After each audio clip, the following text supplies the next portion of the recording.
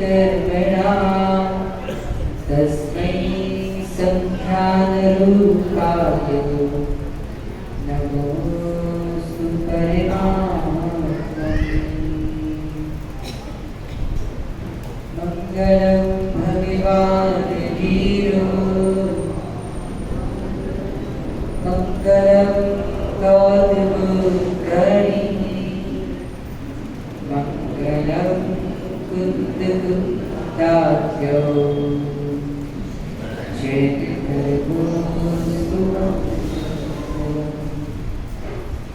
सर्वमङ्गलमाङ्गल्यं सर्वे कल्याणकारिकं प्रधानं सर्वधर्माणां शरणं जयशुभा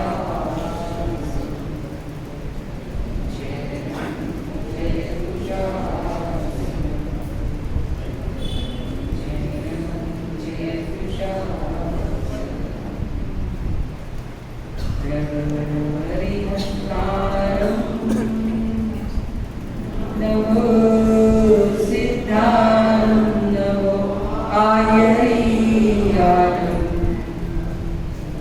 नमो वज्रायां नमो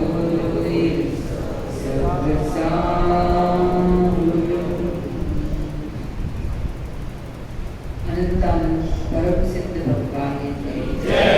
देवादिदेव 1008 श्री श्रुतिनाथ भगवान की जय। वर्तमान शासन नायक श्री महावीर भगवान की जय।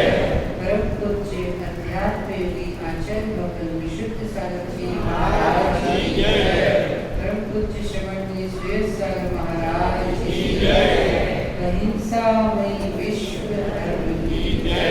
जय बोलो परम पूज्य 108 सद्भाव सागर महाराज की जय। भव्य बंधु श्री जिनेन्द्र भगवान ने हमें एक उत्कृष्ट सूत्र प्रदान किया है। सत्वेषु मैत्री गुणेषु प्रमोदः क्लिष्टेषु जीवेषु कृपापरतः मध्यस्थ भावं विपरीत गतो यदा ममास्तु विदधातु देव। जीवन में वे दिन पर्व संज्ञा को प्राप्त है जब हमारा अंतस हमारे परिणामों की विशुद्धि उत्तरोत्तर बढ़ती जाती है। जहाँ जहाँ परिणामों की विशुद्धि है वहाँ वहाँ धर्म समीचीन रूप से पलता है। यह मनुष्य पर्याय, देव पर्याय, नरक पर्याय और तिर्यंच पर्याय, इन पर्यायों के नष्ट होने में समय लगता है, लेकिन परिणामों के ऊपर नीचे होने में समय नहीं लगता। कहा है विश्व में सर्वाधिक द्रुत गति यदि किसी की है तो ना किसी पक्षी की है ना वायुयान की है, वो मन की गति सबसे तेज है जो एक क्षण यहाँ है तो अगले क्षण किसी अन्य द्वीप में पहुंच जाता है। मानव का मन एक क्षण राम का होता है तो अन्य क्षण रावण का भी हो जाता है। इसीलिए आचार्य भगवान अमित गति स्वामी सब जीवों को समझा रहे हैं। सत्वेषु मैत्री, प्राणी मात्र के प्रति मैत्री भाव रखो। कौन से भाव? मैत्री भाव।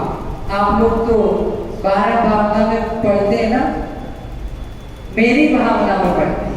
किसकी भावना में? मेरी भावना है आपकी भावना? हम सबकी भावना में क्या पढ़ते हैं?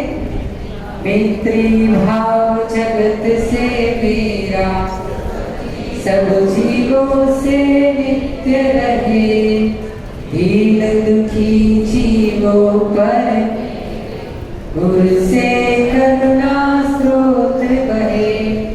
यहाँ मैत्री आचार्य पूज्यपाद स्वामी ने कहा है कि परेशान अनुत्पत्ति कालुष्यानुत्पत्ति मैत्री अर्थात हमारे अंतरंग में कलुषता की अनुत्पत्ति यानी कलुषता का नहीं होना, विशुद्धि का होना और कलुषता का नहीं होना, यह पर के प्रति स्व के प्रति यह मैत्री है।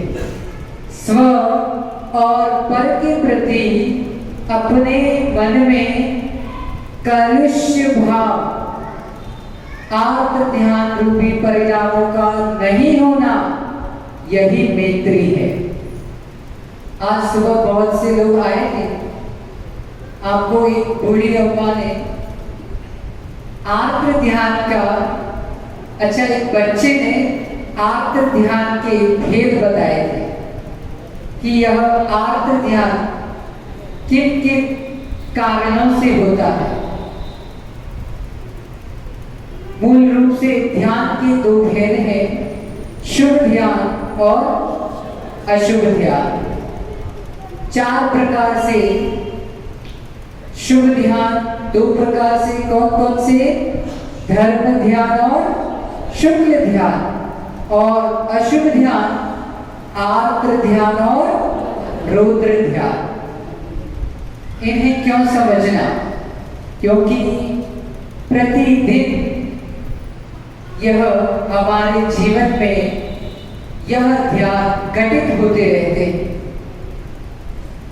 पहले से लेकर 6वें गुणस्थान तक के जीव आर्द्र ध्यान के स्वामी हैं। अब आपका प्रश्न हो सकता है, आर्द्र ध्यान क्या होता है? आर्द्र वृत्तम यानी जो दुख के परिणाम हैं, दुख, शोक, पीड़ा, बेचैनी रूप परिणाम का एक ही विषय पर बार बार इस तरह के परिणाम का होना, यह आर्द्र ध्यान कहलाता है। सामान्य रूप से हमने कोई विचार कर लिया, फिर विषय चेंज हो गया, ठीक है, लेकिन बार बार अशुभ रूप से एक ही विषय पर चिंतन करना, ये आर्द्र ध्यान कहलाता है। ये किन किन कारणों से होता है, यह क्यों समझना? इसका मूल कारण है, जब तक हम इन्हें समझेंगे नहीं तो इन्हें हटाने का पुरुषार्थ कैसे करेंगे? यह इसके मूल कारण है इष्ट वियोग। क्या है पहला कारण?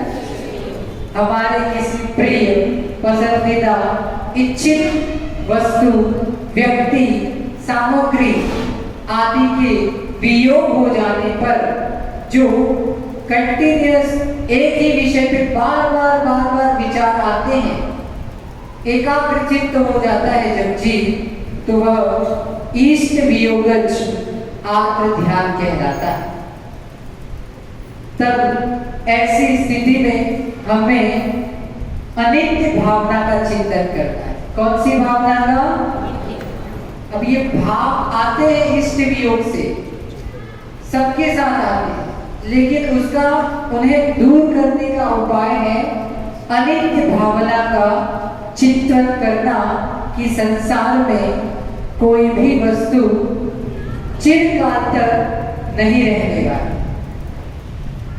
कोई बच्चा पैदा हुआ था तो अच्छे काले घुंघराले बाल लेकर आया था, और बड़े होते होते वही काले बाल सफेद में बदल जाते पूछते हैं तो, और इससे भी अधिक पाप का उदय है तो वे बाल भी नहीं बचते। समझना,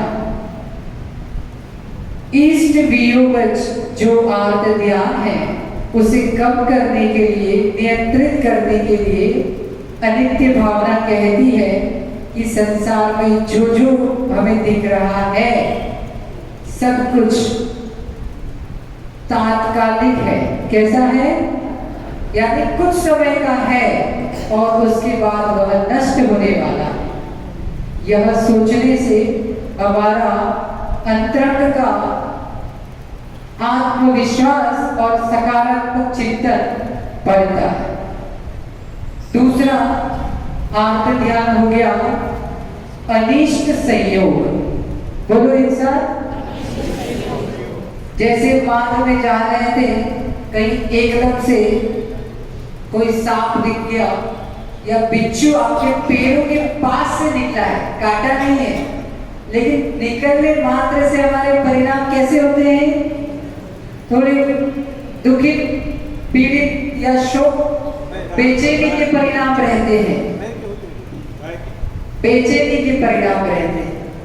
तो ऐसे अनिष्ट संयोग होने पर, यानी कहा जाता है शत्रु हो या किसी कांटे के चुभने पर या अन्य कोई कार्य में बाधा आ गई, किसी अनिष्ट का संयोग हो गया, तो हमारे परिणाम एकाग्र अशुभ रूप हो जाते हैं।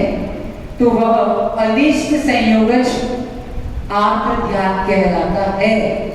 तो यहाँ पर हमें यह सोचना कि कौन सी भावना का चित्रण कर सकते हैं? एकत्व भावना। कौन सी भावना? क्या कहती है एकत्व भावना? आप अकेला अवतरे, मरे अकेला होए, योग कहो इस जीव को, साथी सगा न कोई। यह एकत्व भावना का चिंतन जो अनिष्ट संयोगज, जो हमारी अशुभ परिणति है, भाव है, उनको दूर करता है कि मैं एक हूं तब भी त्रैकालिक हूं। कैसा हूं? त्रैकालिक हूं। हमारे जीवत्व का कभी भी नाश नहीं होगा। पर्याय भले ही नष्ट हो जाए, लेकिन यह जीव शाश्वत बना रहता है। और इस तरह के चिंतन से अनिष्ट संयोग संबंधी आकुलित परिणाम बंद हो जाते हैं। तीसरा है पीड़ा चिंतन। प्रत्येक जीव को कोई न कोई रोग, विभिन्न प्रकार की पीड़ाएं लगी रहती है। तो ऐसे काल में हमें चिंतन करना, आचार्य तुक्तबुद्ध स्वामी कहते हैं, इस जीव के शरीर में 5 करोड़ लगभग इतने रोग पाए जाते हैं। कितने? और ज्यादा, कहीं ज्यादा समझना। तो ये रोग भी क्षणिक है। ये अधिक से अधिक हमारी पर्याय का नाश करेंगे, लेकिन हमारे जीवत्व को नाश नहीं कर सकते। जितनी दृढ़ श्रद्धा हमें आती है, उतना हमारी रोग प्रतिरोधक क्षमता बढ़ती जाती है। एक बार ऐसे ही एक व्यक्ति का रोग के कारण बहुत शरीर रुग्ण हो गया। तो ऐसे समय में किसी विशेषज्ञ ने कह दिया कि अब इसका बचना नामुमकिन है। फिर भी उसने अंतरंग में ये दृढ़ आस्था बनाए रखी कि चाहे कुछ भी हो जाए, यानी वो उस स्थिति में था कि मात्र सुन सकता था, कोई रिएक्शन नहीं ले सकता था, बिस्तर से हिल भी नहीं सकता था, लेकिन उसने अपने इष्ट को इतनी श्रद्धा रुचि से याद किया, उसने विश्वास किया। जैसे हम रोगी हो रहे तो क्या सोचते हैं कि अब यहाँ नहीं हो रहा है तो हैदराबाद जाएंगे, रायपुर जाएंगे या अमेरिका चले जाएंगे। सोचना उस धर्मात्मा जीव ने सोचा कुछ भी हो 3 महीने बाद मैं किसी क्षेत्र के दर्शन करने जाऊंगा, इतना मुझे विश्वास है। ऐसी दृढ़ श्रद्धा